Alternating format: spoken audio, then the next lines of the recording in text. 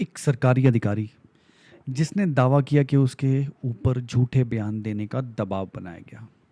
एक ऐसा शख्स जिसने हिंदू आतंक नैरेटिव, इशरत जहां केस और 26/11 जांच को लेकर कई गंभीर सवाल उठाए। कुछ लोग उन्हें देशभक्त विसल ब्लोअर कहते हैं तो कुछ उनके दावों को बेबुनियाद कहते हैं। आखिर कौन है आरवीएस मनी और उनके दावों में कितना सच है, तो आज जानते हैं। आरवीएस मनी कौन है? आरवीएस मनी भारत सरकार के गृह मंत्रालय में इंटरनल सिक्योरिटी डिवीजन में अंडर सेक्रेटरी रहे। बाद में उन्होंने अन्य मंत्रालयों में भी सेवाएं दी थी। विशेष रूप से वो इशरत जहां मामले और उसके बाद सामने आए आरोपों के कारण राष्ट्रीय चर्चाओं में आए। सोचो, इशरत जहां केस हैंडल किया इसने, इन्होंने मुंबई अटैक को हैंडल किया। अब इशरत जहां केस से पहचान कैसे मिली इनको? 2009 में गुजरात हाई कोर्ट में केंद्र सरकार की ओर से 2 अलग अलग हलफनामे दाखिल हुए।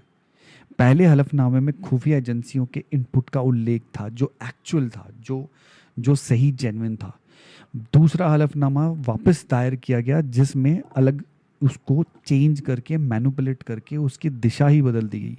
तो आरवीएस मनी ने बाद में दावा किया कि पहले हलफनामे का जो इंफॉर्मेशन, जो डिटेल था, जो उन्होंने उपलब्ध आईबी के इनपुट से तैयार किया था, उसको बाद में सरकार ने अपना नैरेटिव चेंज करवाया, उसमें खुद चेंज किया और ये मामला सालों तक राजनीतिक और कानूनी बहस का विषय बनता रहा। अब पूरा मामला जानते हैं, शुरू कहाँ से हुआ था। आरवीएस मनी ने कहा Mumbai attack Indian national Congress और आईएसआई का फिक्स मैच था। आइए समझते हैं कैसे था। स्टार्ट होती है कर्नल पुरोहित से। कर्नल पुरोहित, साध्वी प्रज्ञा, इन दोनों को मालेगांव ब्लास्ट में फंसाया जाता है। सारी दुनिया को पता है इनको झूठे केस में मालेगांव ब्लास्ट में फंसाया जाता है हिंदू आतंकवाद के नैरेटिव को सार्थक करने के लिए और उसको कहीं ना कहीं से स्टार्ट करने के लिए कि यस, हिंदू भी ये सब करते हैं। अब कसाब, अगर उनका कहना है, एक लाइव पॉडकास्ट में उन्होंने बयान देते हुए ये कहा कि मैं ये दावे से कहता हूँ और किसी के सामने भी कह सकता हूँ कि अगर कसाब उस वक्त जो कलावा पहन के आया था, अगर वो जिंदा नहीं पकड़ा जाता तो इसको उस वक्त की मौजूदा सरकार पूरी तरह से हिंदू आतंकवाद का एक नैरेटिव सेट करने में जुटी हुई थी और शायद अगर वो जिंदा नहीं पकड़ा जाता तो हिंदुओं को भगवा आतंकवाद का दोषी हमेशा के लिए ठहरा दिया जाता। ये उस वक्त की सरकार कोशिश कर रही थी, ये आरवीएस मनी का दावा है। अब उसमें बहुत सारी चीज़ें ऐसी हैं। तुकाराम ओंबाले साहब, उनका तो ये देश बहुत बड़ा कर्जदार है और अगर वो उसको ज़िंदा नहीं पकड़ते कसाब को तो शायद जो उस वक्त की मौजूदा सरकार ने प्लानिंग की थी, जो चाहती थी, वो पूरी भी हो जाती। इसमें कोई डाउट नहीं है। एनएसजी को डिले कराया गया इंटेंशनली। ये कहना है उनका कि एनएसजी को इंटेंशनली डिले कराया गया। रात को ही मैसेज आ गया था, लेकिन एनएसजी का जहाज़ भी डिले करवाया गया और उस वक्त के होम मिनिस्टर ने ये कहा था कि मैं साथ में जाऊंगा और ये साथ में जाने का डिले इतना लंबा हुआ कि एनएसजी सुबह पहुंची। ये कोई ये जेन्युइन कोई कोइंसिडेंस नहीं था। It was a planned script that is already written at that time before the attack as per RVS Mani. अब सुबह पहुंचने पे तक इतने हमारा नुकसान हो चुका था, मिलिटेंट्स अपनी सारी पोजीशंस ले चुके थे, सारी जगह सेट हो चुके थे। जो नुकसान 10% होना था वो हमारे को 200% नुकसान हुआ जस्ट बिकॉज डिले की वजह से। ये आरवीएस मनी का कहना है अपने इंटरव्यूज में। उस वक्त आरवीएस मनी के अलावा एक और डिप्लोमेट थे, वोहरा साहब। उन्होंने भी बाद के कुछ इंटरव्यूज में कहा कि उस वक्त उनको एक इंफॉर्मेशन आती है अपने डिपार्टमेंट से कि अभी कोई भी डिप्लोमेट कहीं भी बैठा है इस बारे में किसी से कोई बात नहीं करेगा, ना ही इसको इस्लामिक आतंकवाद का नाम देगा, क्योंकि हो सकता है इसमें दूसरे धर्म के लोग भी हों। दूसरे धर्म के लोग होने का मतलब क्या था? तो दीपक वोरा साहब बताते हैं कि वो इंटेंशनली सरकार इसमें कहीं ना कहीं हिंदू एंगल डालना चाह रही थी। ये उनका कहना है। अब उस वक्त एक जर्नलिस्ट थी, आपने अगर उस टाइम के अटैक, मुंबई अटैक देखा होगा, तो एक जर्नलिस्ट थी, बहुत ज़्यादा कवरेज ले रही थी। अब उस जर्नलिस्ट ने हर एंगल से उस अटैक को कवर किया, हर एंगल से हर मूवमेंट को उसने चिल्ला चिल्ला के बताया कि ऐसा हो रहा है, वैसा हो रहा है। क्यों कर रही थी वो? अब सोचो, एक जर्नलिस्ट क्यों लाइव मीडिया पे लाइव कवरेज करते हुए ये बताएगी कि हमारे 10 सैनिक यहाँ से घुसे हैं, 10 वहाँ से घुसे हैं, इतने सैनिक इतने अंदर हैं, इतने बाहर हैं, और ये गन आ चुकी है, ये हथियार अंदर लेके जाए जा रहे हैं। क्यों कर रही होगी आप बताओ? क्योंकि वो indirectly as per planned script जो हो रखी थी, जो एक आईएनसी और आईएसआई का एक मैच के बारे में आरवीएस मनी साहब बात कर रहे थे ना, ये उससे रिलेटेड है, ताकि वहाँ बैठे हुए जिहादियों को लाइव कवरेज में सारी इंफॉर्मेशन साथ साथ मिलती रहे, और वो जो सैटेलाइट चैनल पे, सैटेलाइट फ़ोन पे जो अपने मिलिटेंट्स के साथ थे, वो उनको पल पल की खबर देते रहे, और जो उस वक्त 3 दिन तक होता भी रहा। बाद में उस कवरेज को बंद करवाया गया, तब मिलिटेंट्स का कांटेक्ट, मिलिटेंट्स को इन्फॉर्मेशन मिलनी बंद हुई, और ये बहुत कारगर साबित हुआ था। तो आरवीएस मनी साहब के दावों को बहुत संजीदगी से, बहुत सीरियस लेना चाहिए अभी सरकार को, एंड कहीं ना कहीं उसकी एक जांच होनी चाहिए। जो उस वक्त दोषी थे, इतने निर्दोष लोगों की जान के, जो यहाँ बैठ के उनकी हेल्प कर रहे थे, उन पे कड़े से कड़ा एक्शन होना चाहिए। अब वो लेडी जर्नलिस्ट बहुत अटैक के बारे में तो बता ही रही थी, साथ साथ ये भी चिल्लाती फिर रही थी, साथ में ये भी बोलती फिर रही थी कि देखो 10 पाकिस्तानी मिलिटेंट आए हैं, तो ये मिलिट्री का क्या हाल है, मिलिट्री से संभल नहीं रहा, कमांडो से संभल नहीं रहा। ये एक फेक नैरेटिव पूरी दुनिया में फैलाया जा रहा था उस वक्त अटैक के टाइम पे। तो आरवीएस मनी ने जो दावे किए ना, उन दावों में कहीं ना कहीं वो सच्चाई, हम जब उस दौर को सोचते हैं तो वो हमें दिखती है, वो हमें दिखती है। एंड कोइंसिडेंटली मैं अपने दर्शकों को बताना चाहूँगा कि उस वक्त मैं भी मुंबई में ही था और ताज के आसपास ही था when this attack happened. I was with my unit, with my colleagues, and हम अपनी यूनिट को जा रहे थे,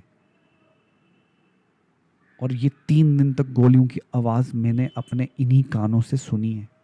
3 दिन तक, दिन रात गोली और बॉम्ब, क्योंकि सामने यूनिट थी हमारी। तो अब बात यह है कि सबसे पहली बात, शुरुआत जो उनके दावों में हुई है, कर्नल पुरोहित साध्वी प्रज्ञा को झूठे सैफरॉन टेरर के नाम देने के नाम पे उनको प्रताड़ित किया गया सालों तक। ये एक प्लान था उस वक्त की गवर्नमेंट का। कसाब अगर कलावा पहन के नहीं आता, अगर कलावा पहन के आया और पकड़ा नहीं जाता, तो हिंदू आतंकवाद का ठप्पा लगाने वाले थे, क्योंकि उन्होंने उसके बाद एक मीडिया कॉन्फ्रेंस करके एक बुक भी लॉन्च की थी सैफरॉन टेरर के नाम से। वो तो कसाब ने बोला कि मैं हिंदू नहीं हूँ, मैं बाहर से हूँ, पाकिस्तान से हूँ, हम ट्रेंड हैं, हम अटैक करने आए हैं, तो उस चीज़ को उनको टर्न डाउन करना पड़ा। एनएसजी को इंटेंशनली डिलेट किया गया, ये बोल के कि मैं भी साथ जाऊँगा, लेकिन निकले नहीं भाई घर से। ठीक है, डिप्लोमेट्स को कहा गया कि आपको इस्लामिक आतंकवाद वर्ड यूज़ नहीं करना है, इस्लामिक वर्ड यूज़ नहीं करना है, ताकि उस वक्त कहीं से, कहीं ना कहीं से इसको एक भगवा आतंकवाद का एक नाम जोड़ा जाए, और ये बताया जाए कि हिंदू भी आतंकवादी हैं और वो इसमें शामिल हैं। एक लेडी जर्नलिस्ट का उस वक्त चिल्ला चिल्ला के सरहद पार बैठे जिहादियों को पूरी इन्फॉर्मेशन देना, हर कवरेज में हर चीज़ बताना, कितने लोग कहाँ हैं, कितने सैनिक, कितने एनएसजी, कितने मार्कोस कहाँ हैं, क्या क्या अंदर गया, क्या क्या बाहर आ रहा है, एवरीथिंग, एवरी इंफॉर्मेशन देना। This is not a coincidence. Home minister का खुद जाना साथ में, क्या वो लड़ने जा रहे थे? उनको साथ में गन पकड़ के लड़ना था, लेट एनएसजी को आप पीछे आ जाते। नहीं, उन्होंने 4 से 5 घंटे एनएसजी को डिले करवाया, जहाज़ डिले करवाया, ये बोल के कि मैं भी जाऊँगा। तो दिस हैज़ क्रिएटेड मैसिव नुकसान हमारे जो वहाँ पे जान माल को हुआ, एंड हमारे जो सैनिक थे उन्हें भी हुआ, जस्ट बिकॉज उस वक्त हर चीज़ प्लान्ड थी और उसी तरह से वो एग्जीक्यूट हो ही जा रही थी। And this is covered, this is the shocking news which RVS money has just explode किया उन्होंने लाइव चैनल पे आके। अटैक सक्सेसफुल हो, ये सारी चीज़ें उसी के लिए की जा रही थी। जब वो अपनी मिलिटेंट जब अपनी पोजीशन ले लेता है ना, तो वो बहुत खूंखार हो जाता है, और उन मिलिटेंट्स को वो पोजीशन ले लें, वहाँ तक पहुँच जाएं, ये एक प्रयास जो RVS मनी साहब द्वारा बताया जा रहा है, सरकार द्वारा किया जा रहा था। मार्कोस आए थे उस टाइम पे, लेकिन मार्कोस इतने ट्रेंड नहीं होते जितनी NSG ट्रेंड होती है, तो दिल्ली से यहाँ पहुँच के उसको पहुँचते पहुँचते बहुत डिले कराया गया। अब आपको याद होगा, एक दो एग्जांपल्स और बताता हूँ कि उस सरकार RVS मनी और उन सरकार के उस वक्त के कामों के बीच का जो एक तालमेल है ना, वो किस और इशारा करता है, ये आप मुझे कमेंट बॉक्स में ज़रूर बताइएगा। और याद से मेरे चैनल को सब्सक्राइब कर लीजिएगा और वीडियो को लाइक कर दीजिएगा। तो एक 1999 में IC-814 जो कांधार हाईजैक हुआ था, उसमें क्या हुआ था? उसमें जहाज़ नेपाल से पहले अमृतसर लाया गया, अमृतसर से दुबई, देन दुबई से कांधार, क्योंकि कोई रखना नहीं चाह रहा था। तो जब नेपाल से अमृतसर आया था, तो एक बिल्कुल सिंपल सा सरकार के पास सोल्यूशन था, वो दिया भी गया, लेकिन सरकार ने उस टाइम पे ये सोल्यूशन को एक्सेप्ट नहीं किया कि जहाज़ अमृतसर में लैंड किया, हमारे सारे अंदर हैं, ये टेक ऑफ ही ना कर पाए, सब कुछ यहीं पे सॉर्ट आउट हो जाएगा, तो इसके टायर में गोली मारते हैं, टायर फट जाएंगे, ये टेक ऑफ नहीं कर पाएगा। लेकिन सरकार ने मना कर दिया। ये किस और इशारा करता है, आप खुद समझ सकते हैं। क्यों नहीं मारा? मार सकते थे ना, हमारी इतनी जान, इतने लोगों की जान जोखिम में थी, आप ये कर सकते थे, बट आपने नहीं किया।